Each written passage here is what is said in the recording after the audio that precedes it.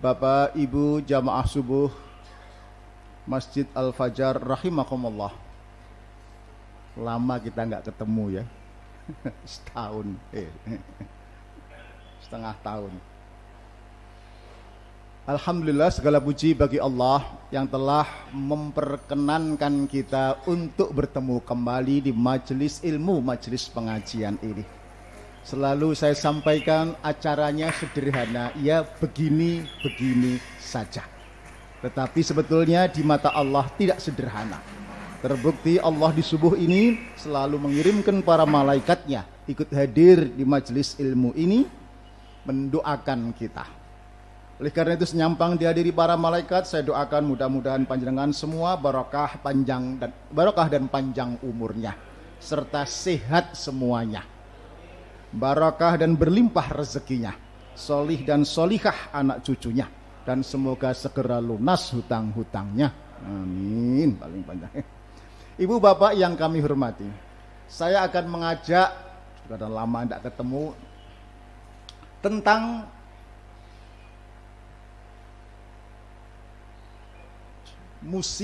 muhasabah di tengah wabah.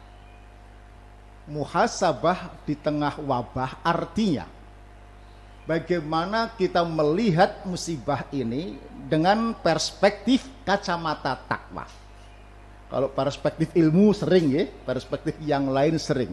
Tetapi kita melihat dengan kacamata takwa, artinya bukan untung rugi, bukan berapa hilang, bukan siapa kehilangan berapa, tetapi kacamata takwa.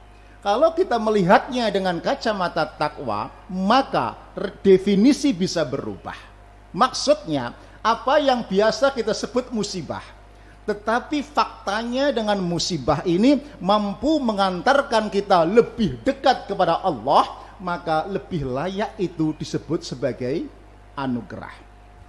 Sebaliknya, apa yang sering kita sebut anugerah atau bergelimang nikmah, tetapi faktanya itu justru menjauhkan kita dari Allah, maka lebih layak itu disebut sebagai musibah. Jadi definisi musibah atau anugerah seberapa mampu meningkatkan kualitas iman dan takwa kita. Nah, itulah maka bagaimana kita memaknai musibah ini sebagai investasi takwa. Syarat pertama adalah mindsetnya adalah mindset positif. Kalau banyak orang mengeluh, Surabaya ngapunten misuh-misuh gitu. Bahkan ada yang setengah putus asa. Bagi mukmin tidak demikian. Selalu saja mulut mukmin itu bergumam, Rabbana ma khalaqta hadza batila subhanaka faqina adzabannar. Ya Tuhan, tidak ada yang sia-sia di dalam kehidupan ini. Maksudnya, hidup ini kan seperti cokro manggilingan, pirsa nggih? Seperti gelombang sinusoidal kata orang akademisi, kadang di atas, kadang di bawah. Keduanya penting bagi kita. Ketika di atas kita mendapatkan sesuatu, itu baik bagi kita. Ketika di bawah sering kita kehilangan sesuatu, kehilangan harta, kehilangan nyawa saudara, kehilangan apa? Rezeki. Nah, mestinya kita belajar kehilangan sesuatu. If you lose something, don't lose the lesson. Kalau panjenengan kehilangan sesuatu, jangan pula kehilangan pelajaran yang ada di belakangnya. Nek wis kehilangan sesuatu, kok kehilangan pelajaran? Istilah Surabaya, ciloko mencit. You know ciloko mencit? Nggih, pokoknya mentok ciloko nih. Nah, itu yang paling penting. Nah, musibah ini akan benar-benar jadi musibah kalau kita gagal menemukan Allah di belakangnya.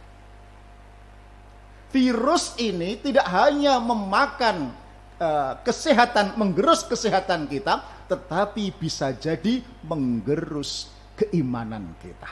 Kalau sampai diuji oleh Allah seperti ini, tidak semakin menjadikan kita takwa, tetapi malah menjadikan kita mengeluh, misuh, uring-uringan. Itu kan Pak. Kenapa? Mengeluh itu jauh dari Allah, misuh tambah jauh dari Allah, putus asa kufur dari rahmat Allah. Hati-hati, hati-hati. Itu pertanda kita tidak ridho atas ketetapan Allah. Bapak Ibu, pramila tidak sedikit yang menyatakan bahwa musibah ini hakikatnya rahmat Allah yang terbungkus ketidakenaan. Maka bukalah bungkusnya agar kelihatan isi pesannya apa. Loh, kenapa harus terbungkus ketidakenaan? Dulu pernah saya sampaikan, kalau nikmat selalu bungkusnya enak, itu malah banyak yang lupa. Contoh, panjenengan pernah naik pesawat. Ketika pesawat terbang dengan nyaman, enak, ya, kira-kira penumpangnya ngapain saja? Tidur semua, main game. Ketika pesawat digoncang dengan badai, naik turun, kemudian sampai di tempat tidak turun-turun. Malam tahun baru saya 2,5 jam di atas Pondok Gede, atas apa? Halim, gak turun-turun. Pas hujan deras itu. Kira-kira penumpangnya ngapain saja? Zikir, Allahu Akbar, subhanallah, Allahu Akbar, subhanallah. Termasuk saya dengan istri. Artinya, guncangan pandemi corona yang telah menggegerkan dan meluluh lantakkan ekonomi dunia. Amerika, Jerman, Singapura resesi, Hong Kong, ya. Tinggal berikutnya siapa yang mengaku duluan, gitu aja ya. Ini meluluh lantakkan, mengguncangkan dunia ini agar dunia segera ingat kepada Allah. Kalau guncangan pesawat mengingatkan penumpang yang berzikir, guncangan pandemi harusnya mengingatkan penduduk bumi segera kembali kepada Allah Subhanahu wa taala. La'allahum yarji'un. Nah, oleh karena itu petunjuk Imam Ibnu At-Ta'ilah dalam kitab Al-Hikam. Mukmin, ya, kalau mendapatkan musibah, etikanya jangan seperti anjing. Apa maksudnya? Ibu, bapak, anjing itu kalau dilempar tulang oleh tuannya, begitu, anjing biasanya kemana? Lari rebutan tulang sampai lupa kepada tuan yang melemparnya. Betul?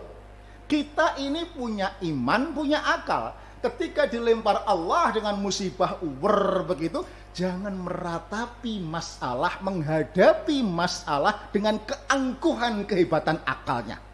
Mulai vaksin. Bukan tidak boleh, betul, jangan hanya itu. Selaku muslim, maka jangan seperti anjing, maksudnya jangan ikut-ikutan meratapi masalah itself, tetapi larilah, mendekatlah kepada Allah, akseslah Allah dengan pelbagai pintu akses. Nah, pintu akses itu menapa? Zikir, doa, banyak baca Al-Quran, banyak taubat, termasuk sedekah.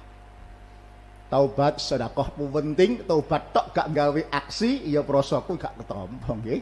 Karena Khalifah Ali bersabda, la nuzilal bala illa bidzanbin wala rufi'al bala illa bitaubatin. Tidak akan turun bala kecuali dengan dosa kolosal, dan tidak akan diangkat bala kecuali dengan taubat yang juga harusnya kolosal atau massal. Begitu. Minta kekuatan dari Allah dengan pelbagai pintu, ya, akses tadi, agar ada keajaiban langit, kira-kira ya, membuka pintu langit agar ada keajaiban langit, Allah berkenan mengangkat penyakit dan pandemik ini. Kira-kira begitu. Nah, lalu minta dengan akses tadi, mintalah kekuatan dari Allah, karena memang la haula wala quwwata illa billah, lalu bersama Allah hadapilah musibah atau wabah ini. Itulah makna innallaha ma'as sabirin. Itulah makna Allah bersama orang-orang yang sabar. Itulah makna Al-Baqarah 155. Wa basyiris sabirin, berilah berita gembira bagi orang-orang yang sabar. Maksudnya berita gembira itu enggak panik, tenang, enggak ngamuan, ya, tidak baperan, tetapi ini tahu. Ini ono ayati gitu loh. Sehingga gak kagetan. Wala nabluwannakum bisyai'in minal khaufi wal ju' wa naqsin minal amwali wal anfusi wat thamarat wa basyiris sabir. Allah kalau bersumpah sampai dalam istilah pakai kalimat mubalaghah. Wala nabluwannakum, aslinya nabluwa. Ada lam taukid di depan, ada nun taukid taqilah di belakangnya. Sungguh pasti teman panjenengan akan diuji. Dengan apa? Khauf, kekhawatiran, ketakutan. Sekarang ini kapan pandemi ini? Wajib kelaparan sudah banyak, ya. Banyak minal amwal, kekurangan harta, banyak PHK, ya. Banyak yang usahanya bangkrut, kon tutup, ya. Kafe-kafe kon tutup, gitu. Kemudian wal anfus dan jiwa, watamarat dan penghasilan pertanian buah-buahan, wabasyiris sabirin.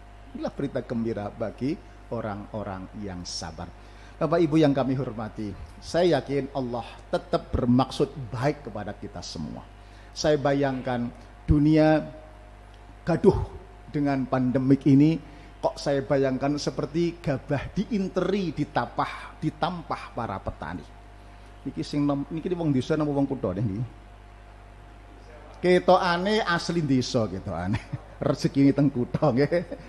Pirsa gabah ditapeni nggih. Tahu? Gabah ditapeni itu ditarik mundur, puter-puter, diangkat lagi, tarik ya. Penduduk bumi kira-kira ditapeni sama malaikat ini kira-kira. Allah, okay? Untuk apa sih ditapeni itu kira-kira Bapak Ibu masih ingat? Gabah ditapeni itu untuk menopo? Memisahkan mana padi, mana batu, betul? Nah, dunia ditapeni oleh pandemi corona untuk memisahkan mana yang imannya berkualitas padi, makin merunduk, makin berisi. Dan siapa yang imannya berkualitas batu, dilempar batu pandemi, masih berkepala batu, gak paham, malah pada golek rezeki, pada keroyokan dewi-dewi. Wonten enten niku? Wonten? Yang pundi? Ya Allah, katanya tiang 062 begitu istilahnya. Nah, itu yang penting. Berkualitas padi atau berkualitas batu. Itulah kata Khalifah Ali membedakan alim dengan lalim. Orang alim itu bukan dokter, Bapak. Orang alim itu bukan sekedar yang pinter ngaji. Alim itu adalah diberi isyarat oleh Allah segera sadar. Peringatan tadi. Orang lalim dilempar batu pun masih berkepala batu. Gak paham, gagal paham dengan peringatan dari Allah semacam ini. Baik, saya teruskan. Nah, orang yang bermental padi tadi, ya, sekali lagi, pandemi ini akan diinteri atau ditapeni, memisahkan mana batu, mana padi. Orang yang imannya berkualitas padi makin merunduk, makin berisi akan semakin mendekat kepada Allah Subhanahu wa taala. Maka para ilmuwan membagi 3 kategori ya dalam menghadapi situasi yang seperti sekarang ini. Yang pertama adalah small man talking about the problem. Ya. Great man talking about the solution. Business genius man find opportunity behind the problem. Artinya orang-orang kerdil selalu bicara masalah, memaki kegelapan. Memaki itu ya tadi, mengeluh, misuh ya, memaki keadaan. Itu small man, orang kerdil. Kalaupun dia sharing masalah, sharing yang menakut-nakutkan. Yang kedua, great man talking about a solution. Orang besar bicara bagaimana mencari solusi atas musibah atau masalah. Tetapi yang tertinggi adalah, mudah-mudahan kita bagiannya, genius man find opportunity behind the problem. Orang-orang jenius justru mencari celah. Ya, kesempatan banyak orang susah ini cari celah untuk doing the best. Untuk memberi, untuk berkontribusi, untuk menolong. Kan banyak hari ini orang minta tolong Bapak nggih? Betul. Kesempatan ini celah untuk berbuat kebaikan, kira-kira begitu. Nah, pramila monggo ya, kita makna kebaikan ini beramal, berbuat sesuai dengan amalan yang dicintai penduduk langit, agar kita kemudian mendapatkan keajaiban dari langit. Ayatnya adalah sari'u ila maghfiratin min rabbikum wa jannah ardhus samawati wal ard uiddat lil muttaqin. Monggo podo berlari segera pada ampunan Allah, taubat tadi ya, dan surga. yang luasnya seluas langit dan bumi, uiddat lil muttaqin, dijanjikan bagi orang-orang yang bertakwa. Termasuk tetap kualitas takwanya meningkat pada situasi pandemik ini. Kira-kira begitu. Ciri-cirinya adalah alladzina yunfikuna fis syarra'i wad dharra'i wal kadhiminal ghaidha wal 'afina 'anil nas wallahu yuhibbul muhsinin. Penutupnya saya dulukan. Allah suka cinta kepada orang-orang yang muhsinin, yang berbuat baik. Nah, amalan ini dicintai penduduk langit. Kira-kira begitu. Urutannya adalah yunfikuna fis syarra'i wad dharra. Orang-orang yang selalu memberi, giving, berinfak dalam keadaan lapang maupun susah atau sempit. Jadi ini saatnya, lapang maupun sempit, kita berinfak, berbagi, bersedekah karena banyak orang yang susah. Yang kedua adalah wal 'afina 'anil nas, wal kadhiminal ghaidha, mencegah amarah karena hari ini banyak orang yang bete, uring-uringan. Wal 'afina 'anil nas, memberi maaf kepada sesama manusia. Baik, kita mulai yang pertama. Mari mencari celah, kesempatan, peluang untuk berbuat baik. Hari ini banyak orang yang helep-helep minta tolong, betul nggih? Gak sugih, gak ya. Yang kaya aja sambat, apalagi sampai-sampai itu tadi di kantor-kantor kami tak tulis dulu, stop, jangan dilarang sambat begitu. Sambat gak menyelesaikan masalah. Nah, monggo kita sekali lagi berbagi. Kadang saya berpikir bakatan Bapak Ibu, Allah segera menghentikan pengajian, sing ceramah berhenti ceramah, terus apa? Kakean ceramah, terus saatnya untuk aksi, untuk berbagi, untuk memberi. Nah, Ibu, Bapak, yunfikuna itu pernah saya sampaikan di sini dulu sekali. Asal katanya nafak, itu terowongan. Nafak mu'aisim, terowongan mu'aisim. Munafik orang yang punya dua mulut seperti terowongan. Okay? Yunfikuna itu orang yang berperilaku seperti terowongan, mendistribusikan kebaikan dari Allah. Ya, penyalur kebaikan Allah. Kenapa saya jelaskan infak ini sekarang agak dikecilkan artinya.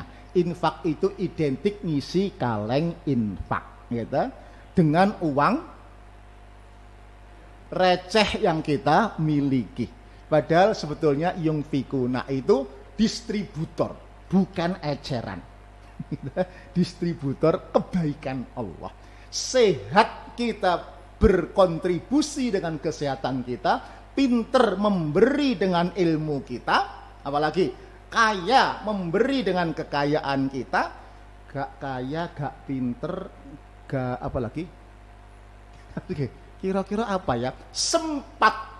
Nah, sempat yuk berbagi dengan kesempatan kelonggaran yang kita miliki. Contoh kira-kira begini.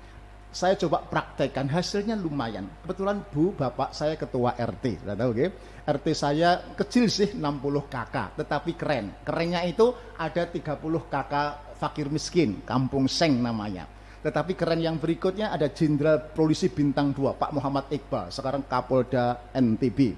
Di belakang ada Pak Ahmad Heri, sekarang Bintang 3, Angkatan Laut, Wakasal. Oh, waduh, jadi aman gitu. Anda bisa bayangkan kalau sebuah RT warganya saja Jenderal Bintang 3, Bintang 2, kira-kira ketua RT-nya bintang berapa itu?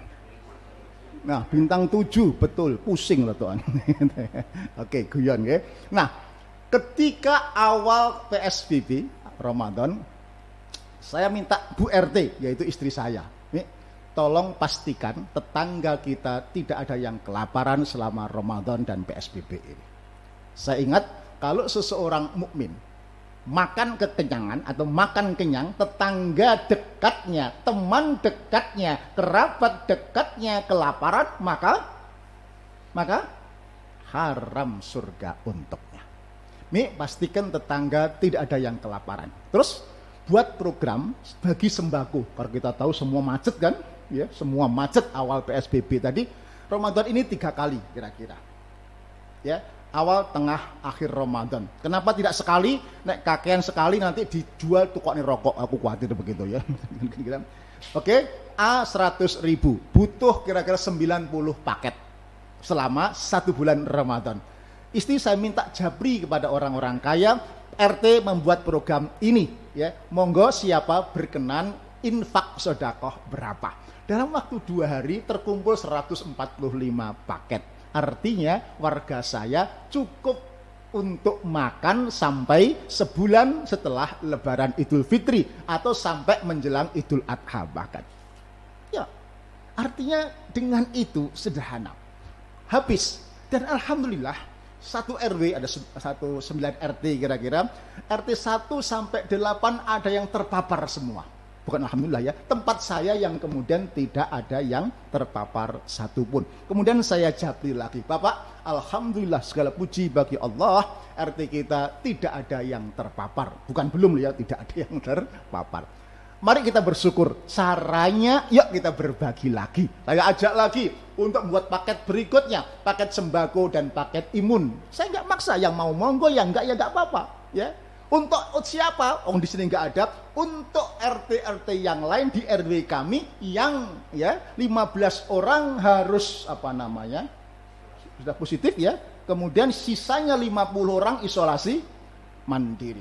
Itu kan butuh tidak hanya makan ibu, bapak, betul ya? Butuh imun. Saya kumpulkan. Ada yang nyumbang madu, ada yang nyumbang. Saya beli vitamin C dosis tinggi.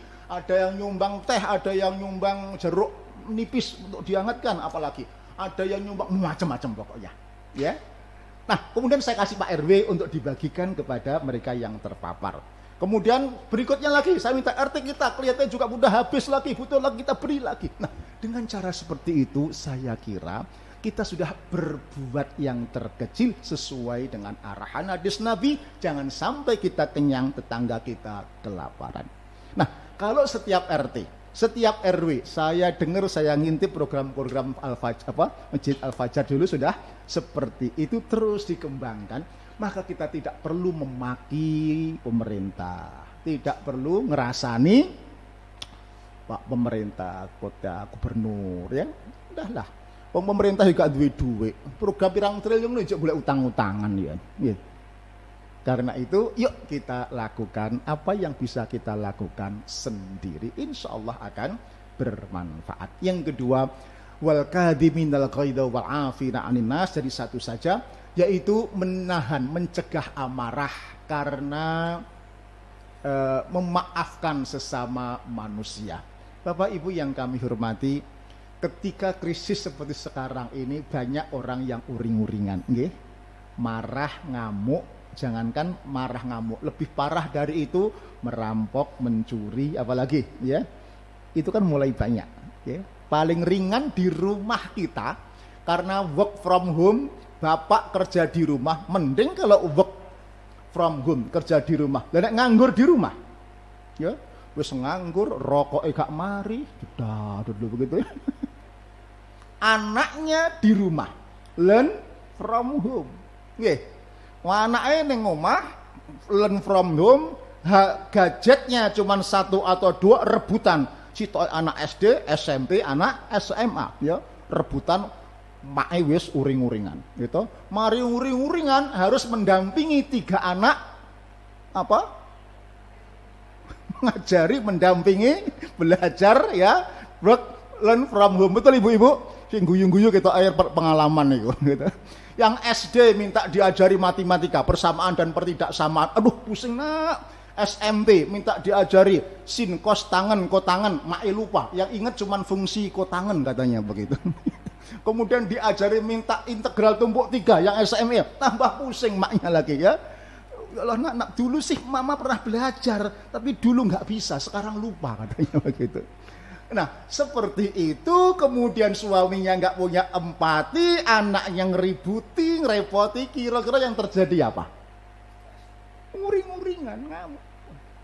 Ini saya dengar yang terjadi begitu, sampai curhatnya mak gregetan laptop tak banting gitu. Ini sekolah sopo sih?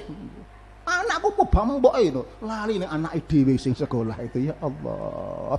lain waktu saya sampaikan bagaimana menjadi orang tua efektif di era pandemi ini. Ibu, itu salahnya adalah memindah sekolah ke rumah. Enggak bisa. Ibu mengganti jadi guru, pusing. Jangankan jenengan, aku loh ya pusing. Ya, biar ya matematika lulus integral tumbuk tinggal ya Pak ya. Saiki ya lalu ya enggak bisa, enggak bisa. Bukan itu maksud peran orang tua di rumah itu ya, menjadi fasilitator. Ya, anak belajar mandiri bukan mengganti guru. Makna menjadi fasilitator itu adalah nek anak males dimotivasi, kalau takut melek dikancani, nek ngantuk digekne kopi, nek luwe digawekne roti gitu loh. Itu namanya fasilitator ya, tidak kemudian nggarap PR-nya anak. Gak iso. Anak gak iso ya biarin diajari sama gurunya. Anane gak iso iku di sekolah nih. Nggih. Nek wis pinter nggarap dhewe lha apa di sekolahne. Dadi ibu pun bingung dhewe. Bingung dhewe. Dan ditakok Pak, anakmu wajar ono, bapak juga ngerti mbok takok. Waduh. Itu yang saya lihat di orang tua itu pada uring-uringan.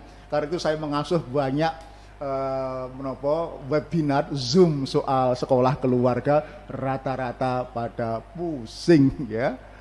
Ada yang kemudian tak ajak pagi ketemuan, nggak bisa mas, anak kerucil telu. Ada teman dari bayi, aduh mas repot anakku pitu sekolah kabeh, masya Allah. Bisa dibayangkan.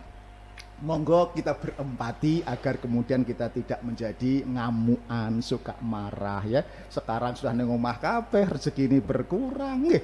Kemudian gak iso nang ndi, aduh anake apa nek omahe cilik, aduh L4 lu lagi begitu ya. Kalau ini tidak disadari bagian dari uji dari Allah untuk berempati, untuk wal kadhiminal ghaidha ya, menahan amarah dan memaafkan manusia, entah pemerintah, pemuda, atau mungkin memaafkan, mohon maaf, suami kita ya, yang hari ini mungkin tidak bisa memberikan belanja lebih standar seperti biasanya. Yang masih tetap ya alhamdulillah disyukuri, tetapi yang berkurang ayo sama-sama dinikmati. Mudah-mudahan dengan itu kita mampu menangkap pesan musibah betul-betul sebagai anugerah tanda petik dari Allah, agar kita bisa tapak demi tapak meningkatkan kualitas takwa kita. Begitu 30 menit saya berbicara, monggo kalau ada pertanyaan saya persilahkan.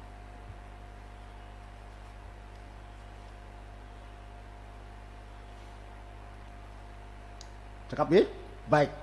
Oh, monggo Pak Di. Narasi yang diberikan dari awal sampai akhir kita pahami bahwa bagaimana kita Iya. tapi faktanya di masjid malah disarankan untuk tidak berjamaah, dan saya mengamati bingung di mana letak bahayanya di masjid sampai terjadi statement bahwa berjamaah itu membahayakan. Sementara di sisi lain motivasinya adalah kita berdoa untuk mendapatkan perlindungan. Di mana Ustaz menjaga itu, terus ke depannya manajemen masjid harus bagaimana itu, supaya pemikiran yang barangkali bisa dikatakan negatif bahwa di rumah itu disiplin, di masjid itu tidak disiplin. Dalam rangka itu. Sementara ini kan sudah normal. Bagaimana mengembalikan supaya masjid juga bagian dari. Terima kasih. Baik. Makasih Pak Nadi. Memang ada agak salah paham atau gagal paham memaknai new normal. Ya. Pak Jokowi berpesan kalau kita belum bisa menjinakkan virus, kenapa kita tidak mencoba untuk mengakrabinya? Kira-kira begitu ya. Pernah dengar? Nah, mengakrabi itu mestinya tanda petik, harus dijelaskan. Mengakrabi itu bukan cipika-cipiki, bukan. Kenapa saya sampaikan, kapan hari 2 minggu yang lalu saya di Soto Kudus itu masih ada mak-mak yang cipika-cipiki, aduh, ya, Maksudnya mengakrabi itu bukan ceroboh, tapi turun dari ketakutan menjadi waspada, betul? Awal pandemi kan ketakutan semua, betul? Mencekam. Nah, karena ya kelihatannya virus ini nggak mungkin hilang sama sekali, artinya kehidupan tidak mungkin kembali kepada normal sebelum pandemi, maka disebut ini new normal. New normal itu abnormal, Ibu, jangan keliru. Nah, mungkin beberapa Jawa Timur agak gagal paham di sini. New normal itu bukan normal, new normal itu abnormal. Karena abnormal gak balik-balik, ya ekonomi tambah gak karu-karuan. Kita mengopeni orang-orang mokong yang nggak mau turut ini, kemudian ekonomi lumpuh, akhirnya ratusan juta penduduk Indonesia mati bukan karena virus tetapi karena kelaparan. Maka kemudian disebutlah new normal, abnormal dipaksa normal. Maka ada new behavioral, perilaku baru, seperti misalnya tetap jaga kesehatan, protokol kesehatan di rumah maupun di masjid. Maka saya lihat fatwa ulama juga mulai bergeser. Saya pun perbapat mulai berubah. Dulu memang sholat di masjid itu sunnah, ya toh? Sholat di rumah ketika ada wabah musibah yang menakutkan, terasa tidak nyaman, tidak aman, itu juga sunnah. Oke? Kalau memang ketakutan betul waktu itu, ya. Tetapi ketika kemudian sudah new normal, bisa diatasi, bisa disikapi dengan ya physical distancing dan macam-macam, mestinya ya harus mulai pelan-pelan dipulihkan. Oleh karena itu mensikapi ini bagaimana, ya saya kira pelan-pelan untuk kembalikan bahwa ketakutan ya semboyan di Masjid Akbar saya kira bagus ya. Panik no, apalagi ya, ketakutan berlebihan no, ceroboh no, tetapi waspada yes. Artinya bahwa ke masjid bagian dari mendekatan diri kepada Allah, itu tidak no debat lah, harus kira-kira begitu. Tetapi protokol bumi ya dengan jaga jarak dan semacamnya itu juga tak bisa dihindari. Saya kira begitu, harusnya sudah mulai bergeser, ya. Harusnya sudah mulai bergeser. Dan saya kira beberapa masjid sudah bergeser, cuman jamaahnya memang ribonnya wingi rodo angel iki kena iki, tambah ada alasan. Waduh, alasan gak ada masjid maksudnya. Saya lihat di Al-Hikmah juga masih begitu. Artinya jumlah shopnya sama, tetapi karena arang-arang berarti kan separuh itu berarti. Atau mungkin sepertiganya, ya. Tak cek di masjid beberapa Al-Bahar begitu, ya, Jumatan begitu ya penuh, tapi penuhnya itu penuh arang-arang. Al-Bahar juga begitu. Ya, itu tugas kita pengurus takmir masjid, tantangan kita untuk mengembalikan situasi ini agar ketakutannya menurun dari semula panik takut menjadi waspada, hati-hati. Terakhir, Ibu, kalimat yang dipasang di bis-bis di London mengingatkan kita, masa mu'alaf di London pada yakin, kita gak patek yakin. Di London mereka katakan bahwa orang-orang London yang mu'alaf itu yakin bahwa api tidak membakar Ibrahim, ikan tidak memakan Yunus, pisau tidak membunuh Ismail, dan lautan tidak menenggelamkan Musa. Be with Allah, Allah will protect you. Selalu merasa bersama Allah, hadirkan Allah, niscaya Allah akan melindungi panjenengan semuanya. Amin insyaallah. Kalaupun sudah begitu kok masih diuji oleh Allah, insyaallah itu pintu syahid untuk kita. Betul ya? Mari kita akhiri dengan doa bersama-sama. Rabbana atina fid dunya hasanah wa fil akhirati hasanah wa qina adzabannar wa qina jannata ma'abrar ya aziz ya ghafar ya rabbal alamin. Allahumma inna nas'aluka nafsan mutmainnah tu'minu bi liqa'ika wa tardha bi qada'ika wa taqna'u bi ata'ik. Subhana rabbika rabbil izzati amma yasifun wa salamun alal mursalin walhamdulillahi rabbil alamin.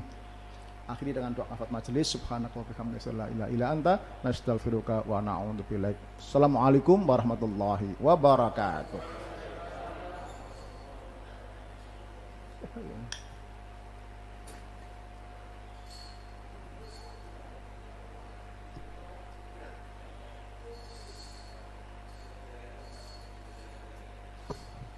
Para jamaah, ada konsumsi yang disediakan di sebelah utara.